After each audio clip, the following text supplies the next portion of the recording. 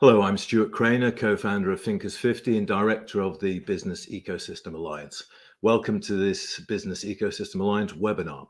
Every month, we bring you interesting discussion, insights, research, and best practice from the world of ecosystems. So thank you for joining us today. As always, please feel free to offer your questions, thoughts, and opinions during the session. And I'm delighted that today's session features three people with very distinctive perspectives on the organizational world. Ecosystems are frequently looked at through the lens of science, but fresh new insights can be gathered by looking at ecosystems in creative spheres. In this unique webinar, we have assembled an innovative trio of thinkers and practitioners from the world of music to look at the powerful role of ecosystems in the creation and performance of music. I'm joined by Rik Spann, Simon Martin, and Melissa George. Rik is an organizational consultant, applied musicologist, artist, and jazz musician based in Amsterdam. He is the author, with Simon, of Resounding, Introducing an Alternative Metaphor for Organization Change. Simon Martin is an organizational consultant, keen flugelhornist, and partner at Metalog Consulting. Melissa George is a leader of learning, anthropologist, linguist, artist, chef, gardener, passionate trail running, doctoral student, Renaissance woman. She joined us from Rabat in Morocco. Simon, Melissa, and Rik, thank you very much for joining us. Looks set for an interesting discussion because we've never really looked at ecosystems from this particular perspective, I think. So what does an ecosystem look like in the musical space? Rik, perhaps you could have the first go. What it looks like, what it sounds like, it's more like, a jumping off point might be that when you're listening to music, you're inside of an ecosystem. You're hearing connections between patterns, melodies, harmonies, rhythms, tones, noise, dissonance, all kind of like words and metaphors that really bring you into a world that is emerging around you. And of course, there are different ways of working with composition or improvisation and all different aspects between that can give us very insightful ideas on how things grow, develop, how we learn, how nature is learning, how nature is improvising. This whole area of sounds, the harmony of the spheres, old philosophy on music. It's a wide field for me that's very connected with what an ecosystem is. Mm-hmm. Simon, you've written a book with Rik. How did your interest in this area develop? Where did it come from? Well, I was thinking in connection with ecosystems of one of the first experiences Rik and I had, which was at a workshop in Berlin and a yoga studio on the sort of banks of the river Spree, with Stephen Nachmanovich, a great teacher, educator, musician, and we were sat in circles, in almost a kind of physical ecosystem, if you will, and sort of Stephen made, I seem to remember, strange buzzing noises and gestured at people, and they were to start making sounds with their voices. And the information that we needed seemed to be contained within this circle of people creating sounds, and these most wonderful pieces kind of emerged and evolved and grew louder and grew softer and found their own endings, really. So it was almost like an ecosystem, a musical aesthetic ecosystem, which contained all the information that was needed for something to emerge, find its form, and then kind of close together at the right time. And that was very interesting, this idea of patterns, as Rik says, and the pattern that connected that organizational system of a group of people kind of sitting, making noises with their vocal cords. And Melissa, how do you get here? Because you're an anthropologist, amongst other things. What's your interest in this sphere? Yeah, thank you. Well, what brought me to this conversation is my deep passion for leadership development and working in K-12 education, both public and private, the last 20 plus years. I really have developed this keen interest and passion in figuring out how we might support the development for more effective change leadership. And so Rik and Simon's book and meeting Rik through Fielding Graduate University is really what brought me into the mix here to look at, what can resounding as a metaphor offer, leading in an international school context. Yeah, and the metaphors we normally are inspired by or organized by tend to be mechanical or scientific. So this is a different approach. You would see it as part of a more organic, a different perspective on change leadership, Melissa. Absolutely. I think after reading the book and having several conversations to start with Rik about this whole idea, it brought for me a person who maybe I don't really play an instrument, but the idea of resounding and the ideas laid out in the book are quite liberating and invite this kind of exciting mix of dynamic play in an organization. And if we think about ecosystem, that is what's happening, this dance and improvisation. Whether we're aware of it or not, it seems to be happening. And so this resounding kind of offers a new paradigm to step into in our work together. Of course, the notion of improvisation is not a notion that sits comfortably with a traditional organization, in that they require organization and predictability and planning. But your approach is the antithesis of that. Simon? Yeah, I mean, just thinking actually about our kind of route into exploring this idea of sound, and I mean, it built on thinking that came before it. Ironically, from the world of science, a kind of this idea of complexity science meets systems with kind of Ralph Stacey, and then a colleague of Ralph's, Patricia Shaw, was particularly influential in this idea of organizations being a conversational process and conversation being ultimately improvisation. So maybe that's a thought that can free us up. There's a sort of school of thought that exoticizes improvisation and makes it the realm of creative spirits somehow beyond the normal person. But conversational improvisation is going on all the time in healthy systems, and of course stuck conversations are happening too. So I think that's a kind of an idea that we were connecting. And if organizations are made of conversations, then that's a sound-based thing. Therefore, if we want to change organizations and they're sound-based, maybe if we get interested in what the metaphor of sound might open up in our thinking, was a question that we found interesting to ponder. I think anything that exoticizes organizations is a good thing, I think. Also true, yes. Anything that frees us from the sort of the mundanity of some of the thinking that we're stuck in.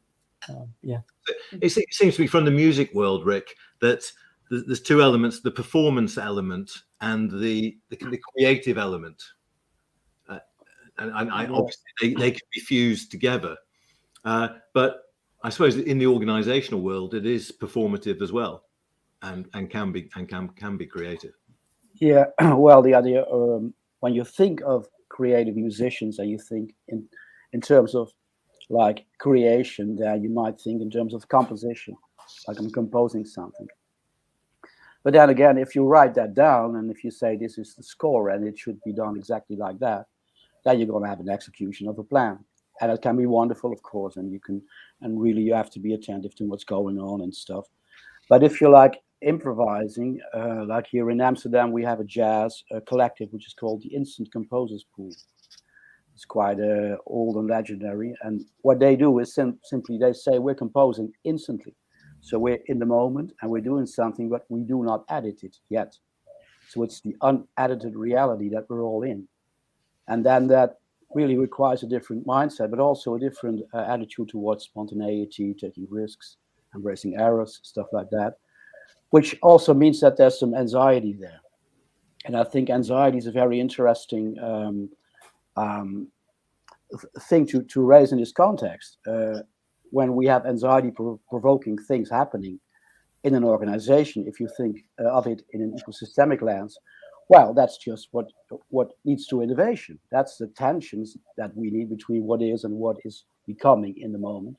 And this openness to what is new and not dismissing that because it doesn't fit into the thing we have in mind, the score we have in mind, that helps to understand that we might jam on the edge of chaos. like on the edge of what we have and the edge of what is emerging, which is about anxiety, which means, okay, let's give each other some chance to take a risk and play with that. So, for instance, we prepared today to be unprepared because the idea is, for me, everything I planned before, I cannot use it. It's just a rule for me in improv. If I think that's a cool thing to say, oh, now you shouldn't have thought about that because now I can't use it anymore. And that anxiety, Rick, you're making me think about that in the conversational context again, because quite often our organizational conversations can be quite safe. And maybe that's when we've slipped out of conversation as improvisation. And maybe those really live conversations need a little bit of that quality of anxiety. Can I really give the feedback or really state my needs in a way that I don't normally feel able to do in this meeting or this. Yeah, I think you're right. That's an important ingredient to show that something is live and not just a stuck pattern. But there's a lot of fear in organizations, isn't there? I mean, Amy Edmondson's book, The Fearless Organization, portrays an ideal, really, because in reality, organizations are fraught with anxiety and fear. But I'm just interested in how that plays out in a musical context, because I mean, I guess there is fear and anxiety there as well. If you're in a jazz band and the leader has high expectations, you might be performing at the edge of chaos, but if you get it wrong, you could lose your job in that world as well. Yeah, but sometimes people do. Like Sonny Rollins, if you would listen to him, one night it could be wonderful, the other night it really might be terrible, and that's the part of the game. Otherwise, you're still playing sure. So you really don't have a guarantee about how it's going to be turning out, and then it's about accepting that as a group and knowing, okay, this might be a bad night, but well, you went out on a limb. And when you don't do that, then you might think, okay, now we're going to be successful. Yeah, but you're also successful when you're not successful, but when you're succeeding. Sonny Rollins is an interesting example for those. I guess when there's fear in a system, we look very creatively for sort of safety mechanisms, I think, don't we? And sort of your repeated formulaic behaviors, things that were safe before, often feature in that. And Sonny Rollins had a big hiatus in his playing career where he famously went and practiced on the Williamsburg Bridge because he was frustrated in noticing that he was reaching for the same musical patterns in his solos. So somehow he's got stuck into these safe patterns, and he realized that lacked, the edge or the life that he was looking for in a true improvisation. So even as advanced an improviser as Sonny Rollins needs to keep an eye out for those stuck, repeated patterns that aren't always helpful. How does this relate to your idea of dynamic play, Melissa, do you think? Well, I'm thinking about it from the lens of being a school leader in an international school context right now. And that dynamic play, it can be an interesting one. Having worked in many different countries, which offer up a wide range of cultural contexts and settings, values and patterns.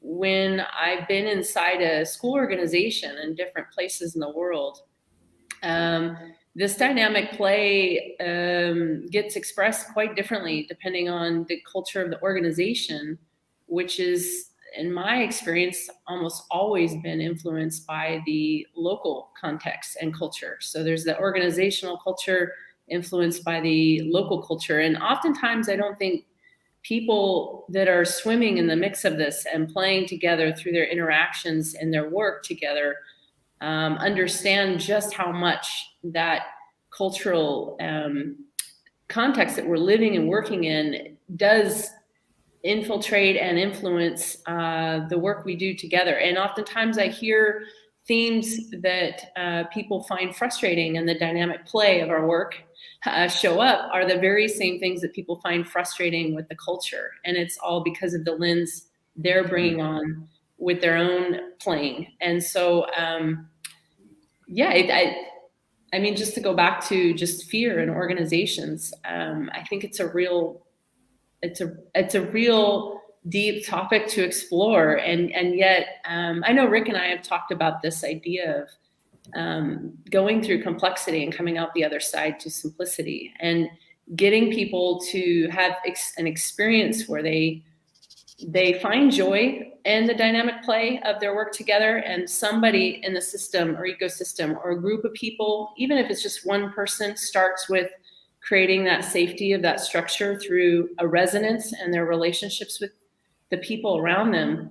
I think that slowly spreads because people are going to resonate with this type of safety and creative play. Maybe there's some resistance as well, and that's also could be a sign of working through the complexity. So I don't know if I'm making any sense, but Yeah, don't worry about that, Melissa.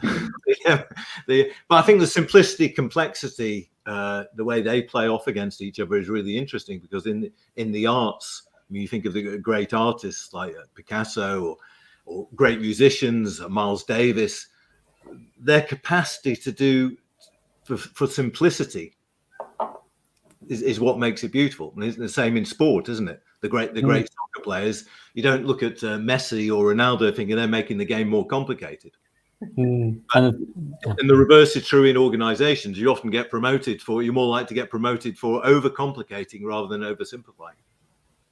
Absolutely, and I'm thinking of Miles Davis in particular, and sort of space and silence. Whereas the expectation of a virtuosic trumpet player might be more notes, more volume. He was very good at sort of knowing when to lay out, to remove, to step back, and again making the link as you've done, Stuart, to organisation. I think the expectation of leaders is quite often that they play more notes and more loudly, and sometimes it's surprising if there's a moment of silence or pause, and perhaps we need more of that. Sort of simple strategies for stepping into complexity in a way that's perhaps a bit more, right for doing something good with it. Yeah. What's I think an important thing to understand is that for instance, in jazz, we have minimal structures. So we have a blues scheme or an A, B aim standards score, or there are quite clear, simple guidelines or structures or constraints within which to improvise. And in an organization, this, for instance, might mean that we can go all the way in a way, we can play with things, we can improvise, we can experiment, we can be on the edge of chaos. But for instance, if we have what we call an upstream conversation on tone, what is the tone of an organization, then you might have a talk about the underlying values. How does it connect to sustainability, to corporate social responsibility, to the triple bottom line? If you have a talk around that early on, and then you move into like drifting apart, getting back together quite often to all bring it back to the center, play with that, then there's some way of connecting it, which is not really tangible or measurable, but it really makes sense because it connects to the whole human being instead of only, the traditional ways of thinking about a heady way of organizing. A few comments and questions are coming in. Gemma Boyd, thanks for your comments, Gemma. Gemma says, composition for me is organic and instinctive as a musician, writer, and artist and gardener. But I suppose that's a perennial debate in the organizational world. The role of instinct, and because you're making instinctive judgments all the time in your organizational life.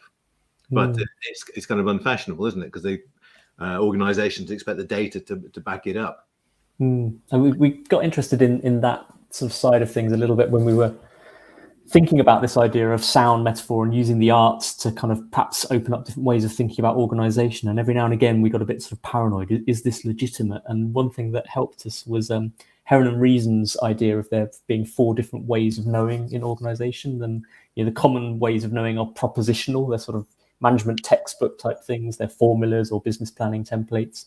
But there are other routes to knowing, the experiential, the sort of phenomenological route, but also the artistic route into knowing. And perhaps those two are a bit nearer that kind of instinct. And maybe we need all of them, but perhaps we recognize that often we favor the textbook, the business school template over the gut feeling or the extra brushstroke added or not added at that last minute. I think it's a tension, but probably needs redressing in most organizational cultures. Yeah. Also to Gemma, yeah, that's everything we say about music doesn't make sense because it's something beyond words.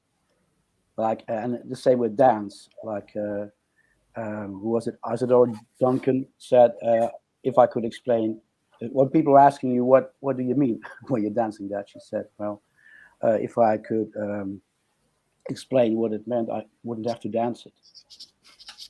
So the intuition, like you play with something, and it's a process, and it's really deep and it's really personal, and I really enjoy how you express that. When you say composition and improvisation and you put it against each other, that again is getting out of what music, like an adjective, music thinking might be. It's all just in the in-between, I guess. But the organizational world, the commercial world, is always seeking out the explicable, I guess. Yeah. Way of explaining that. Gemma also says, so much overcomplication these days, so people spend more money. Just adds to overwhelmingness. Simplicity in jazz can be more meaningful. Yeah. I think we're all with you there, Gemma. And sometimes it's hard to explain, isn't it?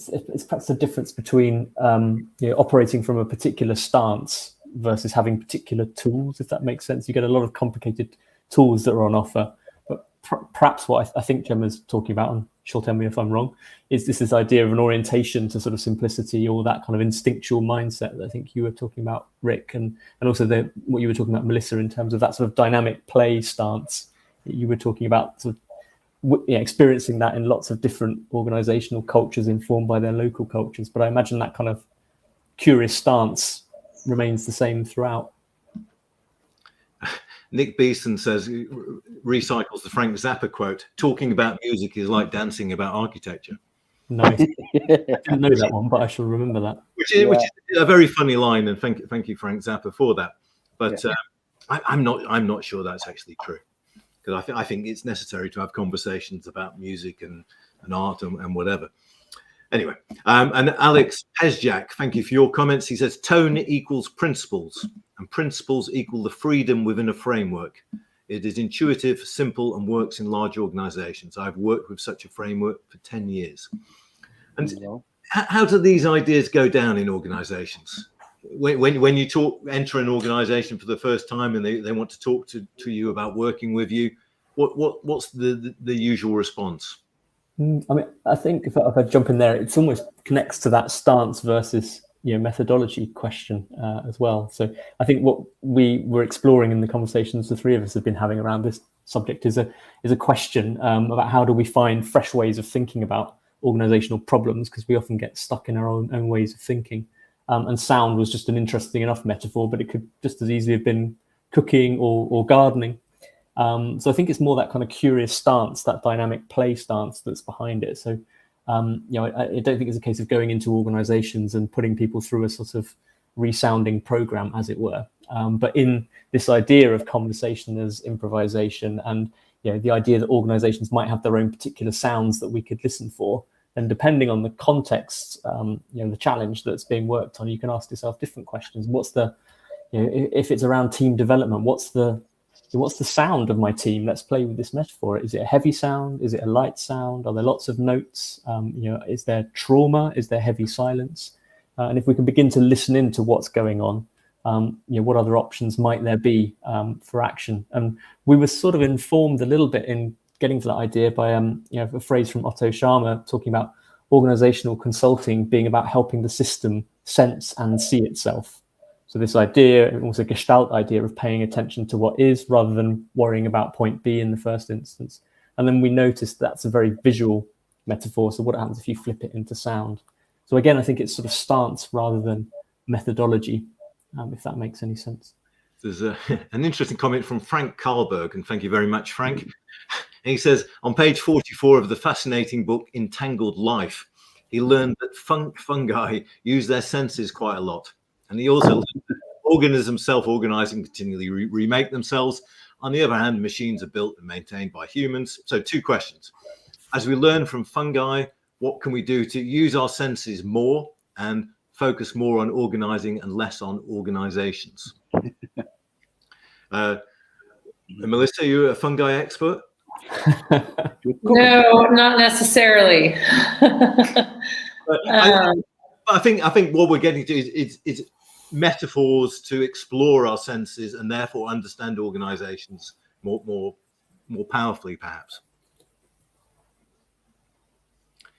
Yeah, and I think that's a rhizome metaphor is very interesting as well. Yeah. That's sort of going under the ground and sort of sensing. My attention in that question, I was drawn to the detailed referencing, which was very impressive. But that idea of the shifting the focus from organization to organizing, and that sounds like a little thing, but I think it's quite a fundamental thing, really, which probably takes quite a lot of reflective personal development work, because we're very tempted to like to be able to pick things up, put them down, and they stay there. It's a bit sort of unsatisfying to think about an organization as something that's constantly shifting and moving, particularly if you're paid or you think you're paid to control it. So I think that move to organizing and accepting the fact that this thing is constantly shifting and evolving. And we come across it a lot in things like organization design work. I mean, that's quite a big job. And it's quite anxiety provoking and it's quite time consuming, and most leaders would be quite happy if at some point it was done. But perhaps the more helpful recognition is that it's never really done. That's quite overwhelming to accept, but also probably quite freeing and empowering if we can do the work of making sure that we stay attentive to this thing that's evolving, rather than delude ourselves that we're done for a bit now and we can rest. I remember in our conversations, which were quite playful with Simon, I wrote down this thing called flirt and dirt. You remember that one, Simon? I don't remember in detail. Yeah, no. Flirt and dirt, for me, it's just an acronym for flirt means facilitate learning in real time, and dirt means design in real time. And it was just an idea of playing with that. And you said it would be like in a Scandinavian dessert or something like that, some flirt and dirt. But the idea of designing in real time, like the fungus and the rhizome is so very interesting, because it's this root structure underneath that's connecting all the trees in a way that you cannot see and perceive, and it has no beginning or ending, but it's connecting everything in a way that you cannot see the tree as something just by itself, but see the connectedness. So there are very interesting studies on rhizome and jazz, for instance, or other improvised art forms. Hmm. Interesting. And Nick makes the comment, he said he's interested in the relationship of fear and being driven back into instinctive patterns, loops and reels, and how safety and confidence enable innovation and novel improvisation. I guess, Melissa, that change requires some degree of safety and confidence. Yeah, I think it plays a role in an ecosystem. We think about, we all need some kind of structure and stability to grow and change and stretch into the unknown. And so sometimes having those familiar fallbacks is part of the process. And I wanted to touch on just briefly this idea of how much more meaningful verbs are to us than nouns these days, because they seem to capture a lot more of a process and a dynamic. I've noticed, at least in my field, a lot of job titles have switched from director of a noun and a noun to a verb. For example, my role traditionally in schools used to be understood as a director of curriculum and instruction. And that's shifted now. We're calling ourselves directors of teaching and learning, which encompasses so much more than this static thing called instruction and curriculum. It's so I think this shift that's happening is going to involve moments and times in our organizing where we fall back on former ways of organizing because they're familiar to us. And this connects with a conversation I've had with Rick before about, Rick, correct me if I'm wrong, it's a musical term, but syncopated leadership, and having some of that familiar come back to, or a cycle to kind of push off of as well. If we think of gardening and plants and an ecosystem need some sense of structure sometimes to hold themselves together. That's a good example maybe to tell how practically this thing works. Like if we frame our work not in a diagnostic but in a dialogic way, we're going to open up conversations on what you hear, helping the system sense and hear itself. Then we got this idea on syncopation. So very shortly, if you got a beat in a band, you play like so you keep in the beat. If you play with syncopation, you add a little accent just before the one, the first. So it's between the beats, and that a good jazz drummer is doing that. He's keeping the beat, and at the same time, he's like nudging the people a little bit, or supporting them when people do something weird or something strange. But if people get stuck in their patterns, then you might, as a drummer, do. So people really sense, hey, I'm on that edge. I'm not getting stuck, but I'm also not really dissolving. The whole band is falling apart because I'm just doing my own thing. And then syncopated leadership just might be something to ask people, you listen to this and I can show that or play with that. Where's the syncopation in your own team? Is it where do you play around? Where do you try to disrupt these patterns that are getting a bit stuck? And where are you feeling at ease with disruption anyway? Something that is unexpected and surprising is a good thing. And it frames it almost as small conversational leadership acts. You're not looking to kind of cause your team to explode. You're causing that little nudge, aren't you? That little nudge to the rhythm of the team in whatever way is helpful or adds more interest. I think the role of leadership in all this is interesting, because the way leadership in ecosystems is a different kettle of fish to leadership in hierarchical organizations. And I wonder if the lessons to be learned from leadership as it is exercised in the world of music.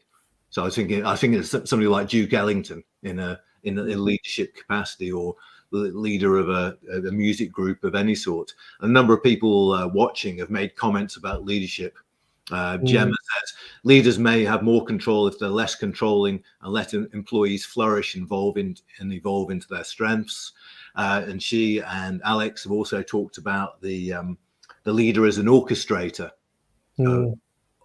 and kind of lead or a conductor of an orchestra. So it's a new kind of understanding of leadership is integral to exploring these metaphors. And you mentioned Duke Ellington first of all, and obviously a phenomenal pianist, phenomenal composer. So if you thought of those maybe as his kind of what he got hired for as a leader, his main source of expertise and positional power. But I think actually what the secret that he had was keeping his band together, because I think he had the band that was together the longest on the road.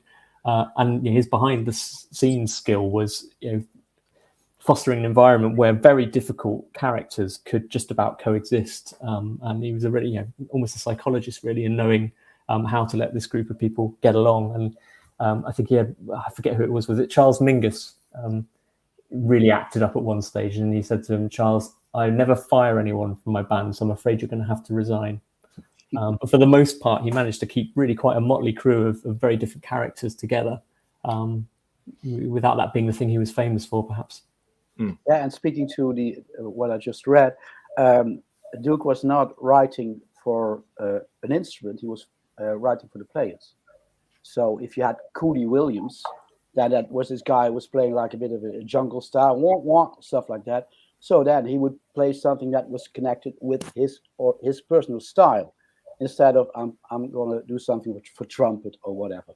So then the composition was concerto for Cootie. And that makes quite a difference if I would be a leader of a group, and I would really pay attention to who are the people in my group and where are their talents, and how can I calibrate the challenge for them? How can I compose something or compose like a minimal structure where they can expand, but in a way that it's like connected with appreciative inquiry also. Like, what is this little nudge, this little universe that I could come up with to help someone spread his or her wings? I'm thinking almost of the anthropologist's kind of curiosity, Melissa. I don't know what you would make of this, of just what is this bunch of human beings that I've got in front of me, and what can they do, and how can I get the best out of them?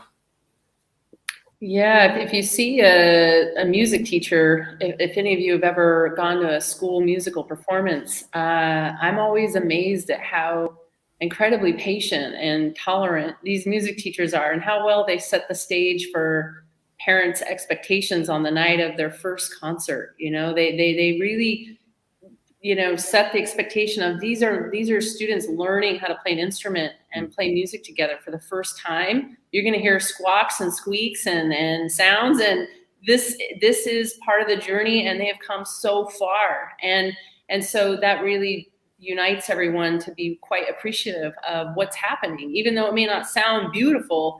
That kind of frame of here's where they're at in their development and their journey of playing music together actually makes it beautiful, because you realize that they've never been on a stage together the first time. They're learning how to hold the instrument. They're figuring out so many things all at once, let alone who they're going to be in the world or who they want to be. So that's just another example from a school context. That sounds like it was beautifully done. So it just reminded me of my brother's school, and it wasn't quite so well achieved, but the announcement was, ladies and gentlemen, I would recommend this evening you listen with your hearts and not your ears. And that links very neatly, sorry, Rick, to a comment from Yanis, who says, I adore Nora Bateson's idea of exploring by crossing the senses in a way that we make space for new senses to emerge and new possibilities and impulses also emerge. So it's kind of mixing the senses, so texture and taste. And I think that's really what the three of you are encouraging people in organizations to do.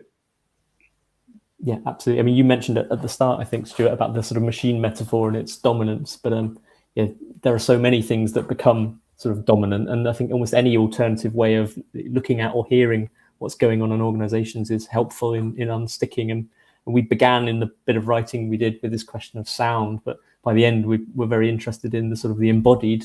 And I think, we're all recognizing that almost for gardening, the mycologist, all of these different perspectives, have interesting things to tell us about organizing, and we refer to it as almost the Batesonian instinct. I think was a phrase that we hit upon in the writing. This idea of putting things that didn't belong together in inverted commas next to each other and seeing what sparked between them. It's the instinct that's behind sort of metaphor in poetic writing as well. But you see that quite a lot in Bateson's career, ranging across different academic spheres, which was sort of frowned upon because it didn't really work. You're supposed to stay in one curriculum area and not wander off to another one and see what was interesting over there. So, I think that instinct, as Yanis says, to kind of move through the senses, move through different frames and lenses is only healthy and also enormous fun. Bateson also, we quoted that one, I guess. We have been trained, this is a quote of Gregory Bateson, we have been trained to think of patterns, with the exception of those of music, as fixed affairs.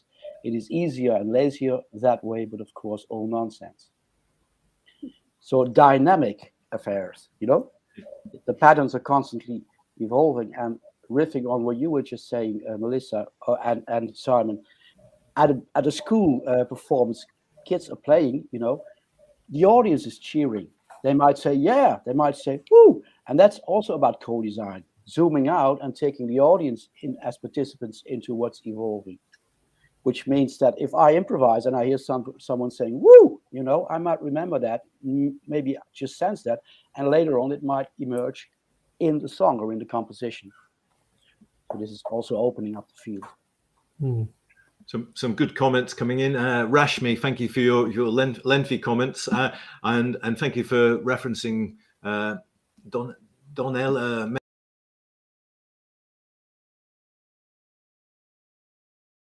Yeah. And he said the role of organizations is to ensure that the organism is able to perform in spite of the often disease state it persists in, often by leveraging the ecosystem. So kind of organizations have to succeed in spite of the context they're surrounded with, perhaps. Joan Lurie suggests we need to develop organizational ecologists. Justin Timmer says, I think many of the metaphors are about the dynamics of interactions, the way feedback flows and how actors, people, instruments mix and what kind of patterns, creations they make. Yeah, wonderful, Justin. Yeah, I think that's quite a nice summary. Joan Lurie said the role of the leader is to create the conditions for the systems they are in to be able to continually discover and disrupt the patterns they are in.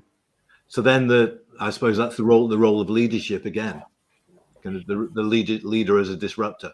While not forgetting, sorry, that also in jazz, but in many other styles, leadership is a verb and it's flowing through the system. So if I'm taking a turn as a jazz soloist, I'm the leader, and Stuart, you being a wonderful drummer, might be accompanying me.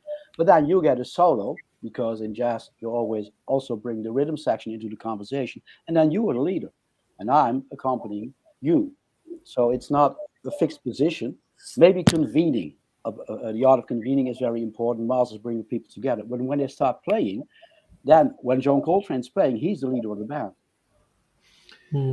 What about the notion of the solo? I mean, at the heart of any idea of ecosystems is a sense of community. Yeah. And I wonder about the role of the individual leader, or the solo in jazz, which can be at times. Just crackled for a second there, Stuart. But I guess the solo is supported by the rest of the ecosystem, and hopefully, if it's a good solo, it builds on information that's contained within the system already. So it's already been. If it's a bad solo, then it's something that's been thought through before, just to kind of demonstrate that top C that you can hit really cleanly, and that's actually might be impressive. Ronnie Scott used to say, I listened to that solo. I found it very impressive. I just didn't like it very much. Thank you, Ronnie. There's been lots of comments about the nature of complicated. I'm trying to find Dean Miles, who's an executive coach, says there's a difference between complexity and complicatedness, and it's an important one. Complexity is necessary to accomplish many of the hard things we need to do today. It's the result of intricate systems and processes coming together to achieve a specific goal. Complicatedness, on the other hand, is something that should be avoided. It's the result of unnecessarily convoluted systems and processes that make it difficult to understand what's going on and how to achieve a specific goal. That makes me think, because we were just talking about solos, of leaving the spaces and the silences in the solos rather than adding all the semiquavers that you don't necessarily need, that maybe obscure the melody rather than adding to it. And the previous quote that was talking about paying attention to movement and flows, I thought that was interesting. This idea of, to your point, Melissa, really, it's the words with ing on the end rather than the kind of abstract nouns. And this idea of that we are all participating in organizations, and we might be a leader, so maybe our gestures and responses are louder in the system, but there's quite a nice democratic idea that we're all participating in the sort of ingness of what's going on. What about Rick's point about the audience being involved? And I think Frank Carlberg makes the point. I like the point Rick said about making the audience as participants and contributors. Do you have another example of musicians who work on enlarging the ecosystem and increasing the number of stakeholders, contributors? Yeah, you might think of, for instance, styles merging. Like bossa nova was a style that which simply means new wave. It's just new wave music, but then in Brazil. And it was about jazz and samba. So you have communities. You have the jazz community, and they play in certain ways, and then you got the samba. And then there might be purist bands who say, "Oh, we jazz people, we are playing jazz and we don't like anything else," which for my idea, it's not real jazz. It's because it's always about crossover and world music in a way. But then you play together. So you just imagine you're playing in Rio de Janeiro, and then with a samba band, and then a jazz a flutist is coming along, and she's playing, and somehow they're open to pick it up. And music is changing and something new emerges. Then you connect whole networks. Suddenly, everyone from the jazz community, in a way, might be connected with everyone in the samba community, and then we reconnect again. We resound again into the musicians that we originally were as a group in the first place. So then it's not only the audience, but also everyone around it, everyone in the networks feels, okay, wow, this is cool. We like this new twist on our music, but this twist is simply coming from another type of music that is like merging with it. There's a nice comment on responding to Simon's earlier comment about the sound of your team and organization. Dorianne, who's watching in France, says, "I remember reading an article a long time ago about a jazz group that would go to spend a couple of weeks embedded within an organization. And then they played the music of the organization at the end of 2 weeks." What a beautiful idea. And getting in touch with that intuitive knowing and that the phenomenology of spending time in that organization, I guess, as well. But I wonder what most organizations sound like. Are they just endless solos? I've been in meetings that are like that. I don't know if I would expand it to organizations. I'm sure we all have. But. Yeah. So endless solos that Ronnie Scott wouldn't like. Yeah, I mean, it's a good example. I mean, we've all been to meetings where you know people are reporting back, and you get the sense that no one is changed by anything they've heard. They've prepared their 5-minute segment, and you know that's very much like a sequence of bad solos because no information from any one contribution affects any of the other bits of information that are delivered. So I think some meetings do sound like a lot of bad solos, and maybe that's an idea that suggests some areas for work. Yeah. Keisha makes a comment, when the ecosystem seems stifled, it's at the feet of the conductor, which I guess is true. And Dorianne says, alternatively, if you think about a conductorless ensemble, there's so many comments and they keep moving as I'm reading it, such as in classical chamber music, there is a concept of co-inspirers rather than leaders and followers. And I think if you look at the idea of orchestras and conductors, I'm sure there are numerous case studies of pretty interesting and not entirely wholesome organizational cultures in orchestras around the world. So how far in your experience, Melissa, are we away from having decent conversations and people listening to conversations in organizations? Yeah, that's an interesting question.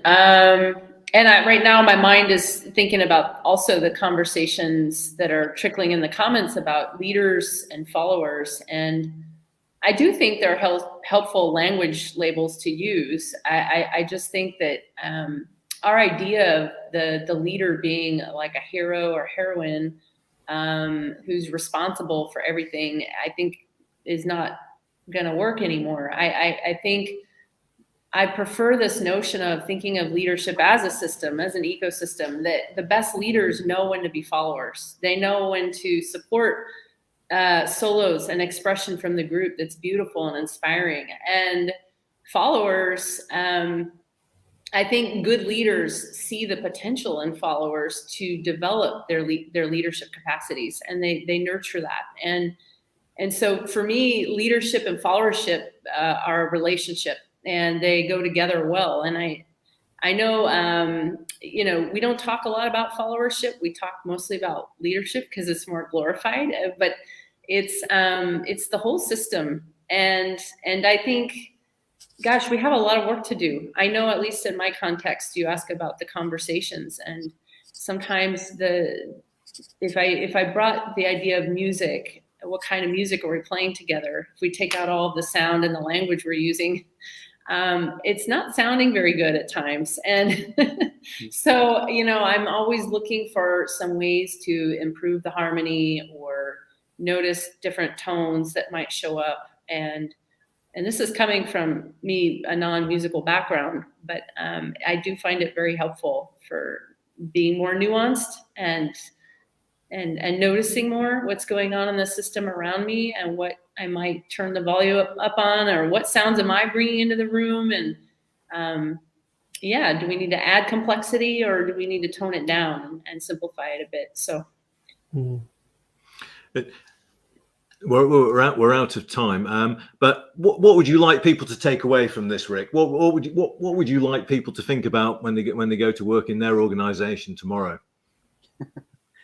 Yeah, complexity is simply richness. It's simply rich, and sometimes you have to shield something.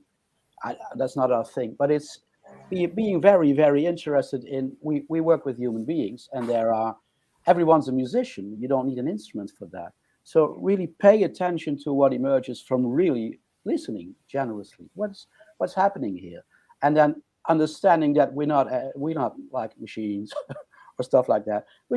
We all have all kind of talents and hang-ups and all kind of shit, that's happening inside here, and simply be curious about that. Of course, within the context of where you're going and what you want to do with your organization, but paying attention to who we are as human beings. There's so much richness in there, beyond talents, but richness, creativity, and just uniqueness. So listen to that, I would say. Final word, Simon? Yeah, I think just take any of the ideas that have particularly been coming through the comments and, hold it in mind as you go into your next meeting or your next conversation and see what you notice, see what you hear, see what elements of the fungi or the rhizome is playing out in that, and just be curious and playful with these metaphors, and it won't harm, and it will certainly be fun. Yeah. As Christoph says in the final comment, let's start with listening. I think that's listening is probably the most underestimated part of music. Yeah, sure. Absolutely. Well said, Christoph. Thank you very much, Melissa. Thank you very much, Simon, and thank you very much, Rik. I'll check out Simon and Rik's book, Resounding. It's available now. If you want more information, check them out. Next month, on June the 13th, we'll be looking at the role of standards and certification in furthering best practice with Martin Moll, Magnus Carlsen, and Andreas Holmer. Thank you, everyone, for joining us today. Thank you, Rik. Thank you, Simon. Thank you, Melissa. Welcome. Cheers. Bye-bye.